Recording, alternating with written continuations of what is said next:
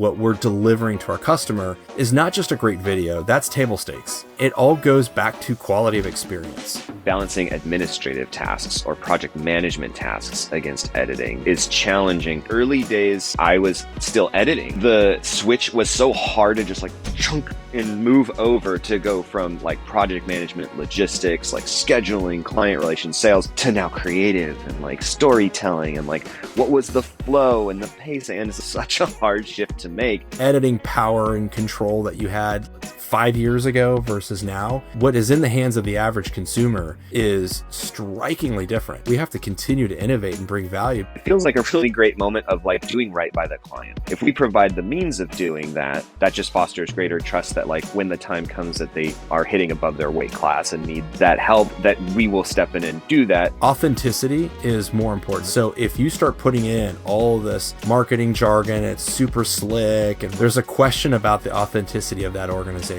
maybe the post-production value and from a quality standpoint, maybe it doesn't need to be as high. Maybe it needs to be more authentic.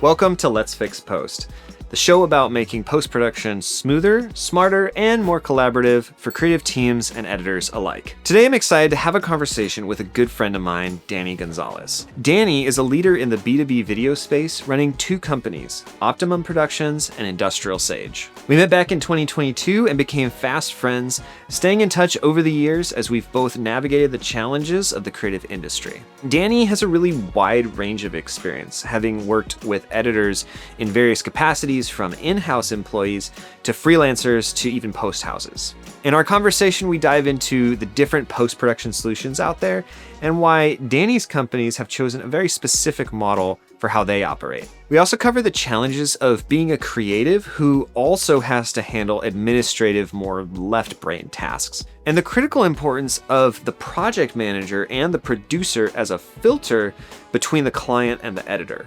We also talk about why authenticity is more valuable than a high-end production and how that impacts a video's post-production needs.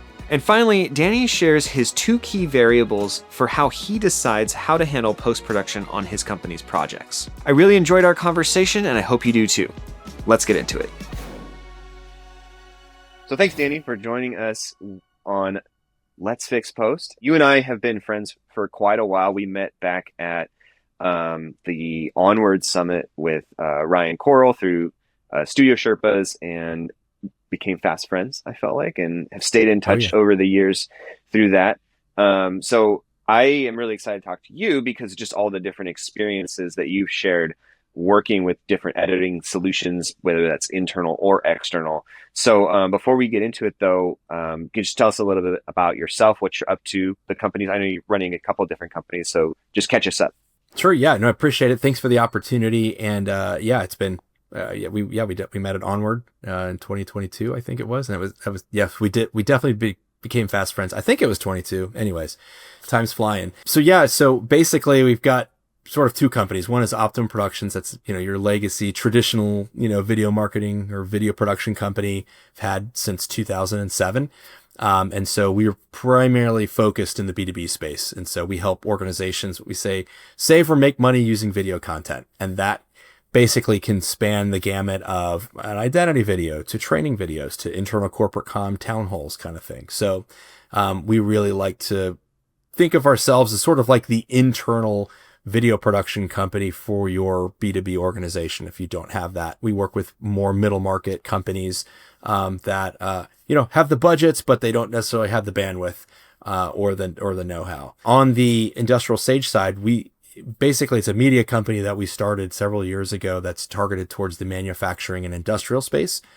We found that we just had a lot of great success in that space, and we felt that was underserved and misunderstood, quite honestly. And we love it. And so we created Industrial Sage to really be able to help to change the perception of the industry, to go away from the idea that, it's stodgy, it's not innovative, it's not creative, because anyone that's gone into any manufacturing facilities across the country, across the world, realize how much innovation, how much creativity, how much technology is actually happening there. There's a lot of challenges going on there. We want to be able to help to solve that. And so we're doing that with Industrial Sage. We're doing it with a lot of video content, surprise, doing, video shows, podcasts, we have a mini doc series. We're doing news. We're going to trade shows and getting interviews and just really sharing insights about like what's going on in the organization or inside the industry, and really generating buzz and excitement with it. So those are the two things, that keep me really busy. Yeah, you are no shortage of stuff, and you're always flying around, right? You're a licensed pilot too, which is always like, one of these days you're going to fly right into, I live by an airport, a small local airport, and I'm going to be like, there's Danny coming in to say hi. I would love to do that, like 100%. Although last time we flew the fleet commercially, it was crazy windy there. I would never fly my plane there. So yeah, it was that's nuts, right. You did come in Ontario. Yeah, and I've been always very inspired by what you're doing with Industrial Sage, just because of, I guess, like the clarity and the dedication to the niche. I think that that's one thing I've struggled with, where I'm like, I'm going to niche down and say that our clientele are creative teams. And I'm like, that's not a niche like whatsoever. So just seeing, you niche down in that space and find, genuine points of inspiration and stories that are worth sharing and, new perspectives. Like, it's just really in a space that, like you said, has like this kind of stigma built into it, of stodginess, or just like not being something that anyone wants to, spend their time watching or learning about. Really inspiring, man. So I always appreciate talking to you about what y'all are up to at Industrial Sage and Optima. Cool. Thanks. No, super appreciate it. We love it. It's a lot of fun. Yeah. So I was really interested to chat with you just because you've had a range of experiences with different post partners, right? So can you just explain like some of the different ways in which you've worked with editors? Yeah, so we've primarily worked with editors, I guess, to maybe 3 different capacities. And number one is through full-time employees. That's probably the majority of the way that we have interacted with editors of different shapes and sizes. The second way would be through freelancers, whether that is somebody who's coming into our office, actually editing here, and or working remotely. And then the third way is working with a post house, but primarily really the latter two, employees and freelancers. When you've worked with employees, did you say full-time? Were they full-time employees? For the most part, yeah. I mean, I guess there's some part-time, but for the most part, full-time employees, yeah. And maybe this changed per season, but like, did you have so much editing that they were full-time editors, or were they like wearing multiple hats and splitting different roles? That's a great question. I mean, most of the time I would say we're probably splitting roles, but I would say, 80% of the time editing, it was important for us from a bandwidth standpoint to have resources ready to go, even though we all know that production ebbs and flows. And so inevitably we have a lot of clients that could come in at the last second and say, hey, we have this project and we need to go now. And so working with freelancers is challenging in the sense that availability may not be there. The really good ones are not available, for the most part. Yeah. So it was important to be able to have it. So even though that we may have, we have a decent bench internally, that sometimes they're not at 100% capacity. There are a lot of different hats that maybe would wear. And primarily you're seeing this sort of, could be predator type approach, or where, you're producing, shooting in it, or shredder shooting, producing and editing. So there's typically a lot of blend that we have even currently. Yeah, I was curious like what the other hats were, if there's any common ones. I assumed like since you do full service production that'd be one of them. And I just speaking from experience, it's like we're trying to stay lean and efficient on our side too. And so I know you and I have had a few conversations around this struggle that I'm facing, where it's like balancing administrative tasks or project management tasks against editing is challenging for us, because I know at least early days, like when it was me and like maybe 2 other people on the team, like I was still editing. I currently don't edit a whole lot. And it was like such a huge, like, like a breaker on a house. Like the switch was so hard to just like chunk and move over to go from like project management, logistics, like scheduling, client relations, sales, to now creative and like storytelling and like what was the flow and the pace. And it's like such a hard shift to make. And I know that I'm asking some of my team to do that internally. I don't know if that's the same between shooting and editing, but like I don't know. Does any of that resonate, or have you had similar experiences? Yeah, so that's a great question in terms of really balancing those skill sets because they are very different. You mentioned the left, going from the left brain to the right brain, going from editing to now I'm, we're planning for a shoot and we're prepping schedules and looking at logistics and travel stuff and shot lists. That can be difficult. What we found though, I think is most of the people that we bring in full time really actually like that switch. Like they're kind of like, I don't want to be editing. Like I can use another side of my brain that I appreciate. Now there are some trade-offs to that where, are you going to be stronger on the left side? You're going to be stronger on the right. In the past, and we're not currently doing this just because we're trying to, lean up as much as possible, but we did have dedicated like account managers and project managers. And, from a project management standpoint, I mean, that role was to really dig into the project management software, timelines, logistics, and really, use the extreme left side of the brain, and they could stay in that piece. The challenge with that being is, again, a bandwidth thing. Like you need to be producing at a certain level to where you can justify that. And I think depending on the size of the organization, most production companies we work with are smaller. And so it's like you can't necessarily afford to have that in a full-time capacity. That's an extra headcount.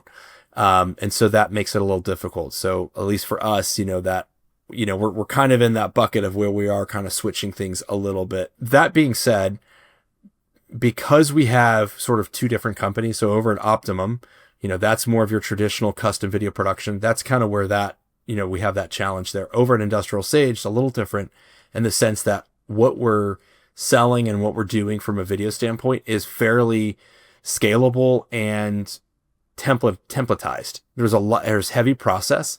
And so you kind of have the same thing over and over again.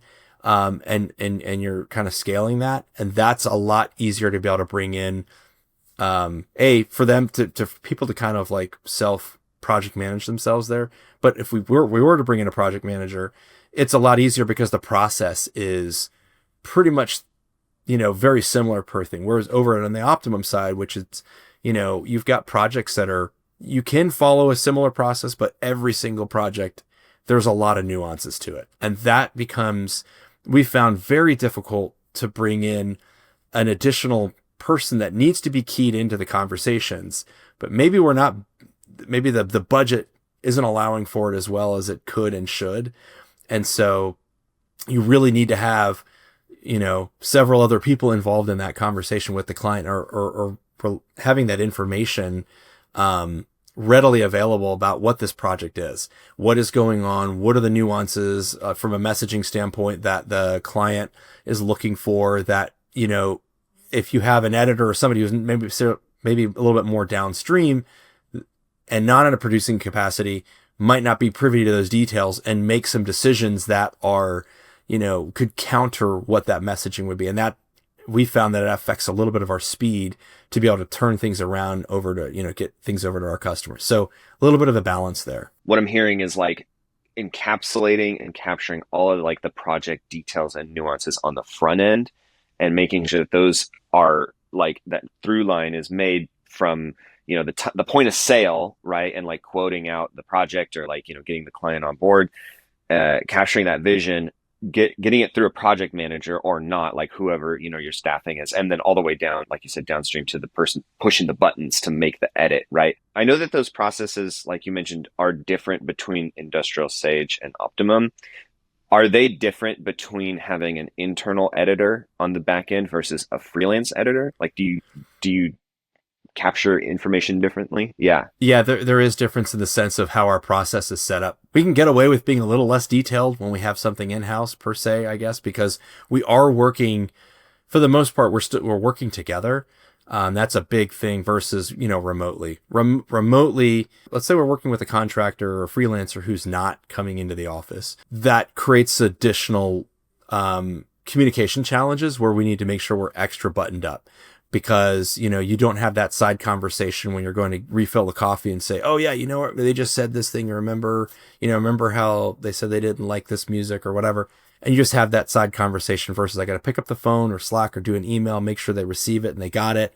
And, that we were able to catch that in time. So we try to make sure that everything is documented very well, where it's standardized so that we have a particular, like we have these project overview briefs that we'll put together that's different than a creative brief that gets into a lot of detailed information that we can pass on to an editor to make sure that they have as much information as possible without having been on the calls with the clients and, picking up on tone. I think there's just so many little details that, we try not to overwhelm with all the information. And again, it depends on the type of project that we're doing. If it's something that's going to be scripted, that, we're handing over an editor a script and a voiceover and some stock footage or whatever, that's a lot easier in my opinion. That's not, most of what we do though is a little bit more interview driven, a little bit more documentary style. And that can become really tricky from a sense of understanding what the client is looking for. What are the messages we're trying to get? What we might put on an outline, sounds great on paper initially, but then what you actually capture in the field and you come back and say, I know we really wanted the client or the interviewer or interviewee to say X, but we got Y, it's kind of X. And now we kind of got to go through and figure out how to make, how to get that message across. That's where it becomes really difficult when you're trying to get that to an editor downstream and they're just like, what? I don't understand the subject matter expertise. A lot of our content that we're doing can be very technical in nature. And so there can be a lot of nuances that are missed saying, I don't understand. I don't know what interoperability is. I have no idea what is smart manufacturing or digital transformation, like some of these industry terms that might be in the footage. So making sure that on the front end that our producers have a lot of this spelled out, it's documented and we're going over, we have a kickoff that we're doing something that might be similar to this and saying, here's what we're trying to do that's going to be similar. Here's what maybe if it's fitting into an existing campaign, this is what this is going to look like. Go replicate this.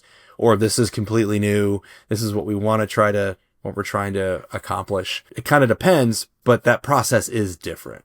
Is a long way of answering your question. Could you just said yes? No, I'm just kidding. Yeah, I'll just say that next time. Yeah. No, please don't. It's kind of validating that need for like a project manager or really, like you mentioned a second ago, like a producer, right? Like in that role to pass that information down when there is like that high degree of nuance to it versus like kind of the more plug and play. But okay, so one of my questions is like, do you find in your experience that most of that information gathering and like knowledge share is something that you as the production company have had to initiate to an editor? I think maybe I'm speaking mostly to like external editors. So thinking back to experiences both with freelancers and post houses, like did either of them come to the table with that list of questions or like, looking to seek, fill in the blanks in my understanding. I as an editor, I need to know these things versus you on the front end being like, okay, let me make sure I account for all the things they could possibly know. Like who's usually steering the ship in that conversation? Yeah, I mean, that's a good question. Again, ultimately it depends on what we're doing. And, I guess it depends on the relationship that you have, right? If you're a production company and you have a direct relationship with your client, whether your client being, let's say, the company XYZ, we do a lot of B2B work, right? So we do very little work through agencies. I would say maybe, less than 1%. That's changed over the last several years, but for right now, we're working directly with our clients. And so, where other setups where the production company is working through an agency and then the agency is going to, the client or the company. So you have sort of these layers already, and then you're adding in another layer saying, oh, we have an outsourced editor or we're working with another team. So communication is really, really important. And so to answer your question about who's sort of driving those conversations, really it's going to be, a producer / director / editor. We have a lot of blended roles. I'd say we're a team that's kind of like, Predators is really, or Shredditors is really kind of how we're doing this. So in our case, we have our director of video who is kind of is being that liaison and talking, with the client involved from the very beginning, going through discovery, helping to develop and map out what this video needs to be, understanding those nuances from that customer, understanding who, yes, you have one client, the client name, but you could have multiple stakeholders inside there that need to look at this. And so, and even beyond your initial points of contact. So we've got a project going on right now where we have 2 initial points of contact. They have differing opinions. And one is going to be a little bit more, I would say, a little bit more creative, and the other one's going to be a little bit more pragmatic. And understanding, there's sort of a little bit of an unspoken language of saying, when we send this from a creative standpoint, we know that this person's going to love it. And this person over here is going to look at it from a little bit more like, this is great, but from a messaging standpoint, are we on target? And that isn't exactly clearly hitting what we need. And then we've got their boss, and then we've got legal, and then we've got another executive, and there's multiple people behind that are looking at this. And so it's critical that we have someone on our team that can after you've developed a working relationship with them, kind of understanding the personalities and and how they interpret things, to be able to look at it and say, when we're going through the editing process, I know we like this internally, this is great. I know they're going to say no to this, or this isn't going to work because there's sensitivity to whatever.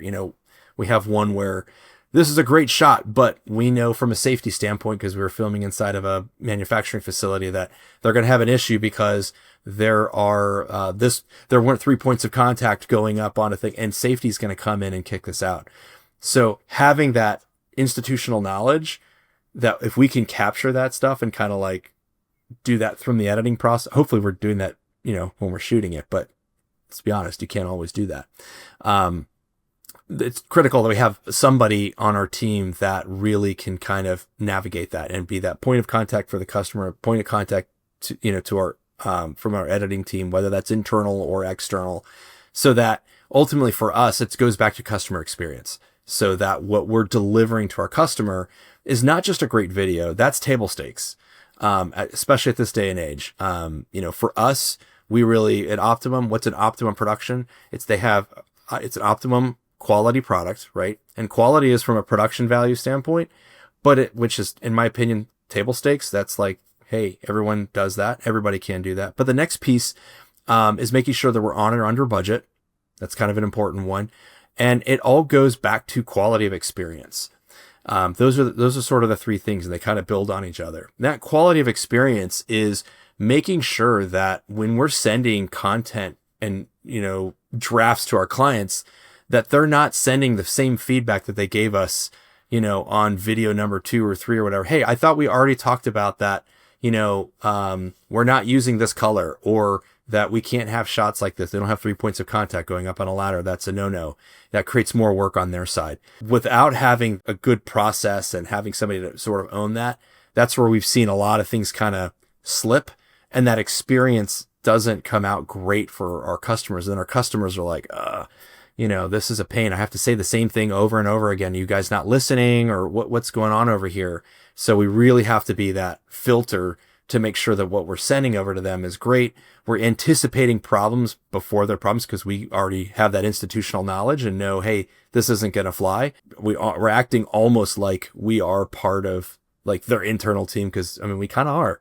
Are those things that you have like codified and documented in a way that you can like pass to editors, or do the editors end up kind of developing that? We do have documents. So like we have a sort of a standard project overview that we have for internal. And then we have one specifically for outsource, if we're going to, a freelancer, that has all kinds of information. What's the project code? What is the point of contact for the Optimum or Industrial Sage team? What's the general, what are we trying to accomplish? What are the goals? What's the inspiration? What are the technical specs? What are we delivering? Timeline, special nuances. And this is where it kind of changes. That's kind of the standard stuff, but depending on that project, it's going to really vary. Are we doing an identity video? Are we doing a training video? Are we doing a marketing piece? Or is this part of an event? 9 times out of 10, any given project we're working on with a client we're working on multiple at the same time. So we're rarely doing just one video for a customer.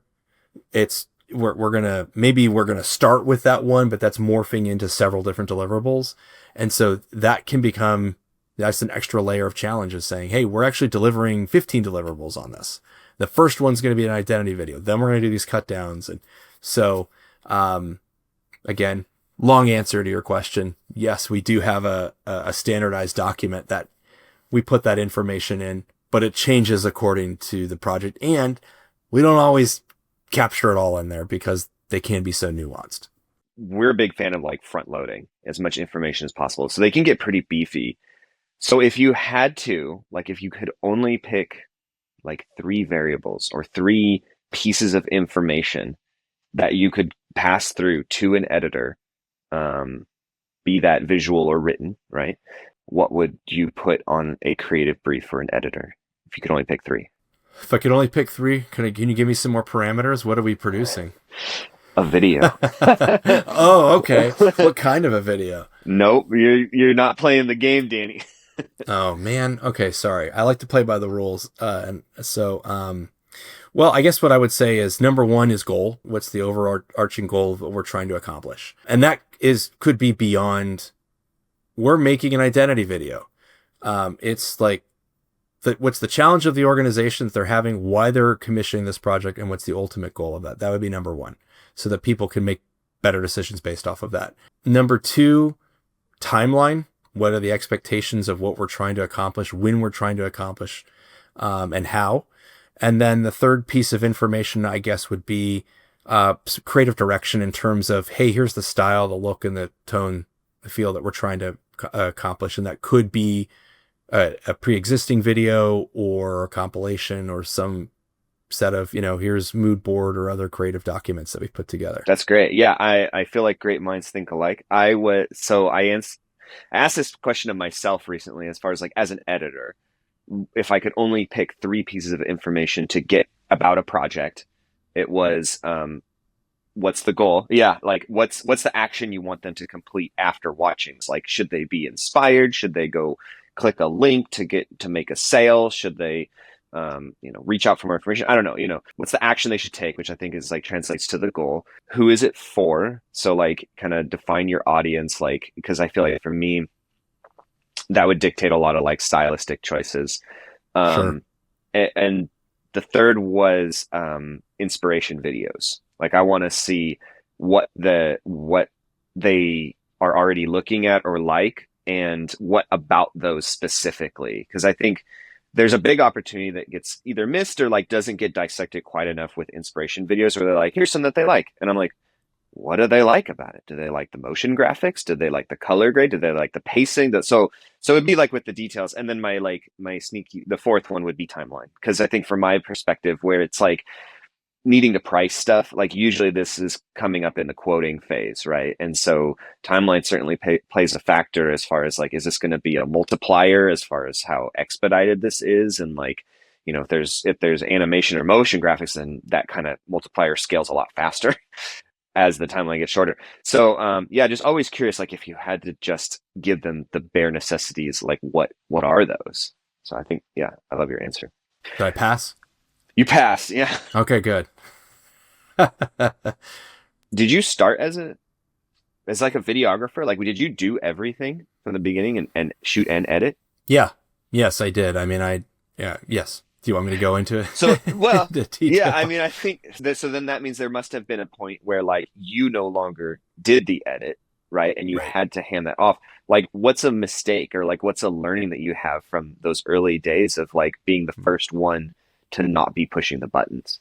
I think the first mistake was probably really just around the communication piece and just not knowing how to properly communicate to somebody else the vision that I had for said piece.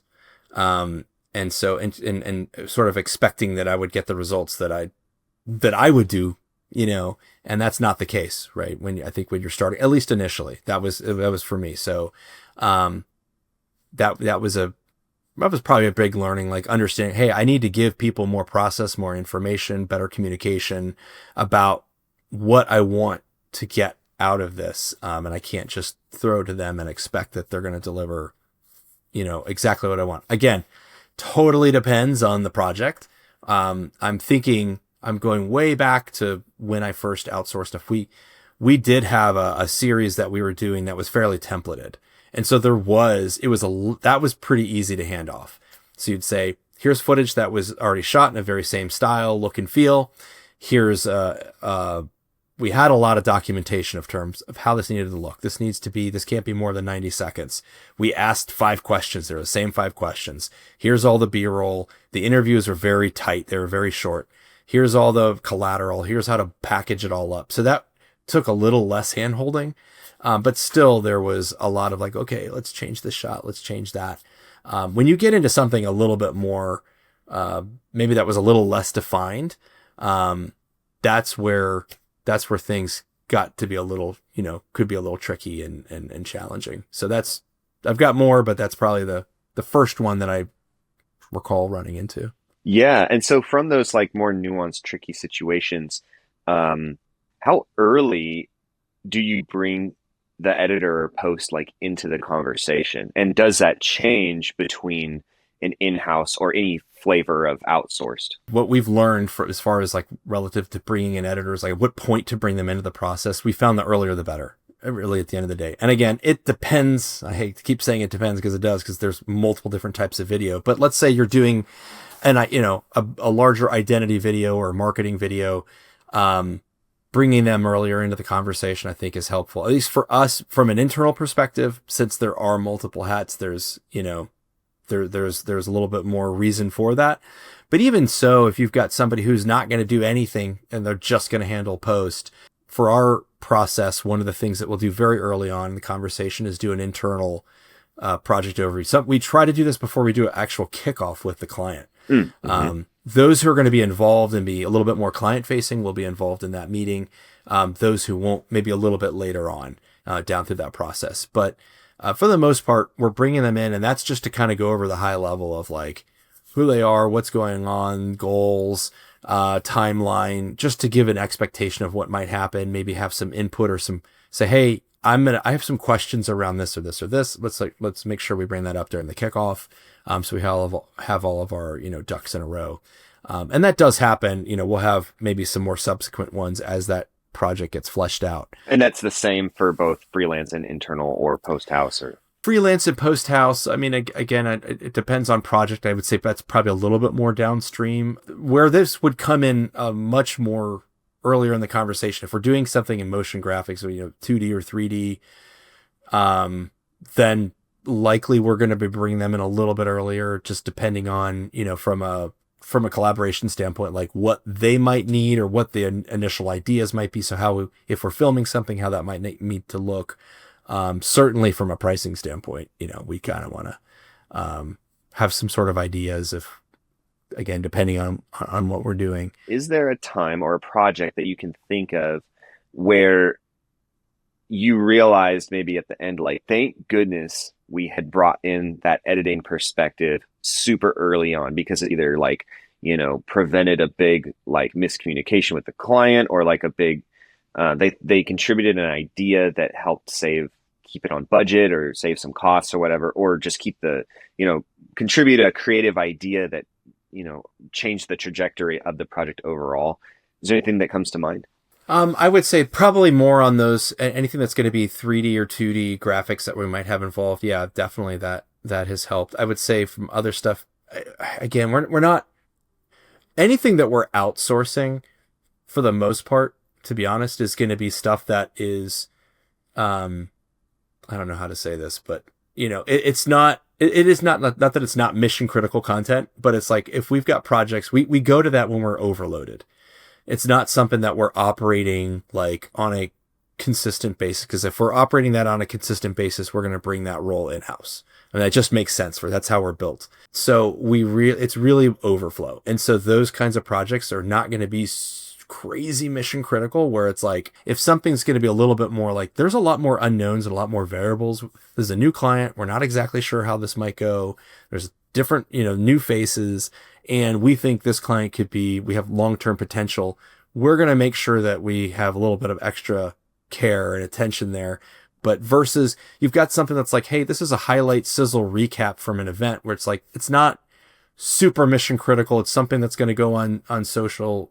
As long as you can do a decent job editing, that's fairly straightforward. We're not going to need too much, what I'd say, hand holding versus something that might be a little bit more tricky and nuanced. Yeah, I feel like maybe, and this is great to kind of mine your experience here, is that you've found at least a correlation between the level of nuance and detail that's required is a leading indicator of needing to keep a project in-house. Like, it doesn't sound like you've found or worked with an external vendor that can show up to the table with as much ability to perform like an in-house team in the same way that you've developed an in-house type relationship with your clients. You haven't found that where you're in the client seat and you now have like a fractional in-house solution. It feels like you've only had success or seen success in that type of relationship being one that is internal, meaning an employee and someone that comes into your brick and mortar, right? Do you want the real answer, or do you want the Here's the honest to God truth. You might not want to put this in there, edit in there, but it all goes back to margin, and it goes back to margin and bandwidth. And so if we're, as any business, right, you generate profit through a couple different ways, right? You've got top line revenue, so how much sales you can bring in, but then it's also how much can you keep from making sure you have lean processes. So that means going to make sure that how you can go better and faster and cheaper. And so we've just found that working, that's why the majority of the stuff we do is in-house, or if we need to, a little, freelancer. It's all about maintaining those margins and bandwidth. Where we've gone out is where to a post house is if there's stuff that's like way above our pay grade, so to speak. All right, there's content that we're like, okay, we don't have the expertise or the time to go get the expertise to go deliver on the solution. That's when we've kind of looked to that. Hey, maybe we're punching above our weight, which we tend to do a lot, and we feel like we need to have some more resources that can help deliver and elevate that product a little bit more. That's kind of when we would, might go look to that. It's not like, hey, we're making the bulk of our margins on filming. It's a smattering across all these different services. So I don't know if that's valuable for you at all. No, I think it's I feel like we could have a whole conversation around the pricing component, because I think it's an area that doesn't necessarily get talked about a lot. And there's a lot of different ways it gets sliced up. I'd say, with my experience being on the outsourced side, right? Like, there's a lot of different ways to approach that. Like, I've seen like the subscription model, or the you pay with credits and those get converted in a certain thing, or like it's flat rate per project, or it's like time and materials sort of thing. So there's like all these different ways that the pricing shows up that I think is like, one of my goals is to shed a light on that and be like, how does it work? Are there certain project types it works for, certain client types it works for, timelines, situations, budget, like all that needs to get talked about. So like, I don't want to shy away from that. So it's good to know that is like a main highlighting contributing factor is cost. And then, like you mentioned, like that skill gap that might exist internally between, like, I think we keep talking about motion graphics, but it's one of those areas that's like, I mean, arguably all of these areas of post, like my first hire was color, because I was like, I can't do it. My eyes hurt in a way that I don't like that they hurt. And it's like all of these different disciplines within post are so deep, right? Like, you could get into motion graphics and it scales very fast. And it's true across all the different color, audio, all of that stuff, right? So that makes sense to be a contributing factor too, along with cost. You got to be practical. Well, and I also think it goes back to who, like how you're set up to operate and who your customer is, right? Mm-hmm. Because when you're talking about color and we're talking about some of these other nuances of post-production specifically, right? Not every client needs that.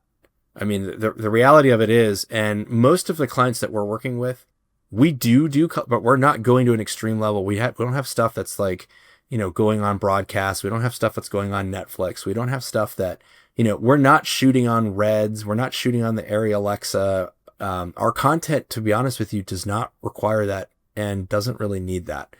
That might be a little controversial for some people, but that's fine. Our number one goal is to achieve that objective, what's that business case objective that a customer is solving. And it's not a video. It's never a video.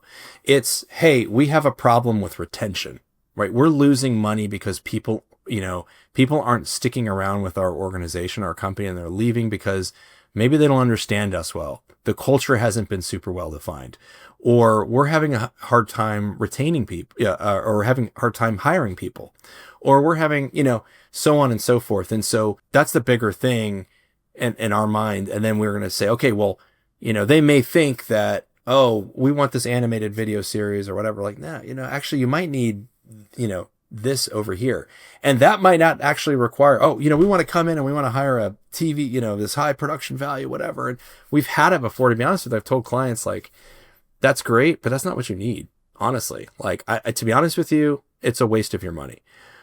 It's straight up. What I would do is, I would do this other series instead of spending it on this one thing, break it across and make it a little bit more realistic and human and yada, yada, yada. The post process for some of that stuff could be wildly different. And so what I'm saying, I guess what I'm trying to get back to is, for us, a lot of our clients is, yes, the table stakes, they want video to look great, but even what video looks great can be very subjective to people. And so I would say that we're not, I feel that what we produce some high level stuff, but probably not as high level as, some other B2B video production companies that are doing these, maybe a big, huge, massive identity video that's costing, $250,000 or something like that to produce, right? That's not our average client size and, budget size. We may be doing $250K worth of stuff, but it's not on one video. It's going to be on multiple things in a series. So, that process will reflect that a little bit. So while we might not be going through, a big arduous color grading process, those resources are going to shifted towards more deliverables and different, means of using those. Still going to look good, right? But it's stuff that, in my opinion, the average person isn't going to necessarily pick out. If you start doing side by sides and somebody's showing you, okay, sure, then I'm sure you could totally see. But for our clients, that's kind of what we're seeing. So yeah, I mean, it's the value is in like the eye of the beholder, right? And sure, I feel like there are plenty of effective videos that fall short on technical execution, but the like emotive content is there, or like, the timing of the messaging and whatnot is like, it's on point and it delivers the value that is needed from that sort of a thing, versus like overselling someone on, having this fancy setup.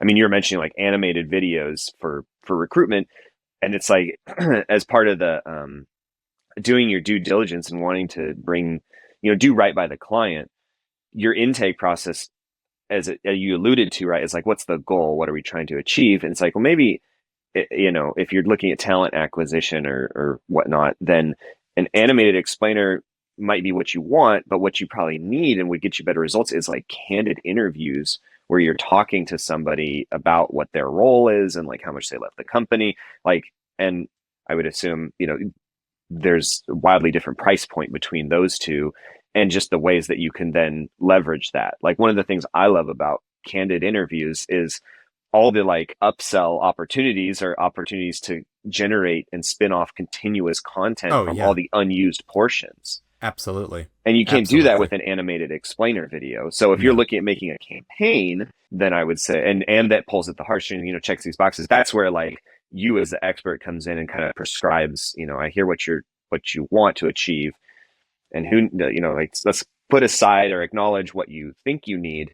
But as the expert, I'm going to tell you, my opinion on what I think you would benefit from most. Absolutely. I'll share an interesting example that I had. This was over 20 years ago. I was living in Mexico. I was doing some missionary work down there. And I remember, and even, it's even true here in the United States, but I remember watching, Mexican TV, and I was kind of blown away by how, to be honest with you, just how low quality from a production value standpoint, a lot of the commercials and stuff looked like. And I remember talking to a friend of mine who was working at a Mexican TV station. And I said, why, like, you guys have the budgets and the equipment to do this. Why are you guys doing stuff that is low quality. For example, everyone wants the 24 frames per second movie, feel or whatever. A lot of this stuff would be shot in like 60, right? And it looks like it's live TV, but it looks, the live TV feel, but it's not. And you're like, I don't understand. And the editing, it wasn't all that great. And he said, well, because the Mexican consumer, on the consumer side, authenticity is more important to them. And so if you start putting in all this marketing jargon, it's super slick and whatever, there's a question about the authenticity of that organization. And they say, they're trying to sell me, and it's marketing. And that is happening here in the United States. It's interesting. I remember going to the Mexican grocery store and looking at the produce section, and you go look at the fruit and you're like, what is this? It doesn't look pristine like it does in the United States grocery store. And you're like, this is weird. Like, I don't understand. The apples in the United States are shiny and they're perfect.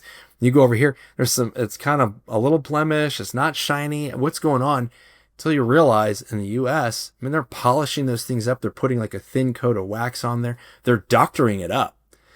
And that's not actually the truth. That's not actually authentic. And I think you're starting to see that shift happening over here. I think that's why you're seeing a much bigger rise in influencer. Influencer media has been a really UGC. big thing. A lot of UGC. So maybe the post-production value or from a quality standpoint, maybe it doesn't need to be as high. Maybe it needs to be more authentic, which means from a post standpoint, we need to be looking at scale. Like, how do we create more content? How can we help our clients to be able to repurpose content? So maybe it's, instead of doing a really super high level production value piece, it's actually going to be a lot smaller pieces. You're going to do the same amount of work, but the deliverables are going to be a little bit more. And I think that is really a big key that we're trying to bring in for our clients, our customers, right? How can we help you do more with less? And especially as in today's climate, when you're looking at tariffs and the economy and inflation, that's a big concern, right? So how can we do more with less? And ultimately, is it really moving the needle? 100%. I feel like there's definitely a rise in like getting as much juice from the squeeze, right? Or whatever, right? Yeah. The way that that's shown up for us is we will, like for candidate interviews, look for those unused portions that could, generate ideas. And maybe it's not what our, either the agency, production crew, we have some direct client relationships too. It's like maybe what they don't order, but it's like, hey, you can also get all of this without having to go out and do another shoot. We're also doing a lot of work that is archival based. So when I say that, my mind always goes to like super old footage, but not necessarily. Like, it's still like high quality capture and everything, but it's just the repurposing and then pairing that with stock footage, writing a new script, getting a voiceover generated or cast, getting new music, getting new motion graphics, especially if there's like something branded for a particular campaign or like seasonal or something like that. And now suddenly you've got a new piece and you didn't have to go out and shoot it. But it's like, it was all post. 100%. We're doing that routinely. And where we're to the point where we're creating private stock footage libraries for our clients and actually giving them access to it. So that, to be honest with you, so that, and actually helping to teach them how to use it. Because quite honestly, they don't necessarily need to come to us for everything. And that's where things are going, right? Saying like, let's focus on the stuff that we can do really well that you guys can't even touch. But I'd be naive to say you guys can't do some of this stuff. You can, right? You've got Canva, you got all these AI tools and stuff that's coming in, CapCut. To be honest with you, when you look at some of the stuff that's coming out, it's like, man, dang. The curve of like editing power and control that you had 5 years ago versus now, what is in the hands of the average consumer is strikingly different, to the point that it's, you've got to, we look at ourselves and we have to continue to innovate and bring value, because if, our clients go and hire, someone from out of high school or just out of college and they're making content and it's rivaling what we're able to do in certain things, then okay, it's just an evolution of of really how things go, right? You have a lower barrier of entry, it's an economic principle. Then you have more supply, which means, I think the demand actually has gone up, but that price point will go down because it becomes more commoditized, which means then we have to start shifting into what are other solutions and tactics that we can provide and value that we can ultimately bring to our customers. Yeah, I've seen that a lot too. And I think that it's like, it started with like, I'm sure it started before this, but like my mind goes to like the DSLRs, right? Where like suddenly, Yep. Consumers That's exactly can be producing 1080p, which was like a big deal back right. then. But now Right. it's like that has just continued to where like the price point to produce 4K at least, if not 6 or 8 or whatever, right? It's just like so much more approachable. And likewise on the post side. And I think that there's a huge, we do similar things where we'll create like cold clips where it'll be basically color graded if needed, fix a horizon, do some stabilization, reframe it to vertical, and just provide clients like a library of those clips. Maybe I'm tooting my own horn here, but it feels like a really great moment of like doing right by the client where they don't have to 100%. hire us to put a clip with some text on it, right? Like if we provide the means of doing that, then there's that transparency, which I think ends up fostering like a much better working relationship where you're like, I'm not like, I don't have you over a barrel just for every little thing here. It's like, if you can go and do, like, I want to enable that. And then that just fosters greater trust that like when the time comes that they, are hitting above their weight class and need that help, that we will step in and do that. I don't know. I just think that there's a good ethic. It feels good ethically to know where to draw those lines. 100%. Well, I think part of the problem is that for years it's been, all right, let's say that, the traditional production company business model, you go and you shoot whatever project and you've got all this B-roll, and then it's like, nope, that B-roll's ours. You got to pay extra to be able to license it. And there was always this, well, wait a minute, I don't understand, same thing in photography. And I think that it's just to be honest, it's put a bad taste in a lot of people's, I think in the consumer side, if you're doing high, advertising and stuff like that, that's a different animal. But, when we're working with small business, even large business, corporate, there's a little bit of like, wait, what? We got to like, I don't understand. Like, you're shooting our stuff. Like, this is, you're in our facility. How come you guys own that and we don't? I don't, there's a disconnect. And to be honest with you, I think they're 100% right. And so we are kind of moving, towards that. And the argument has always been, well, they're not going to come back and hire us. If we give them the footage, they're not going to come back and hire us. Well, if you don't give them a good experience, you're not producing a good product and you're not bringing good value to them, 100% they're not going to come back to you. Right. And let's be honest, the reality of it is, that footage is going to sit on a hard drive somewhere on someone's desk that's going to get lost and they don't know how to open it or access it or search it or do all these different things. You're creating more friction. There's a thing called transactional ease, and it goes back to part of our experience that we want to have over at Optimum. It's just make things easy for your customers. Understand what their challenges are, go solve them, make them easy, bring that value. And I guarantee you they're going to come back and say, oh my gosh, thank you so much for you're thinking out, you're looking out for me, you're helping us solve problems versus that's going to be a change order. Here's the invoice for that. Here's, because we're afraid that, we're not going to be able to make that money on there. Mm-hmm. Mm-hmm.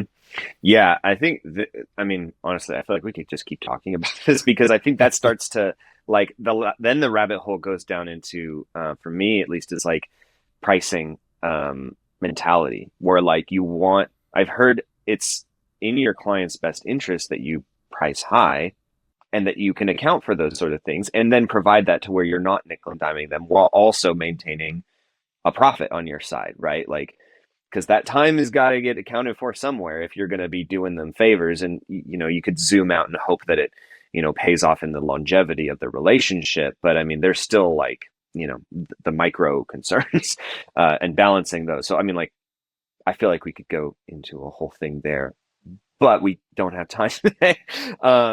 So I have had a great time chatting with you, and I would love to have you join me again if that's something that you're up for. Sure. Yeah.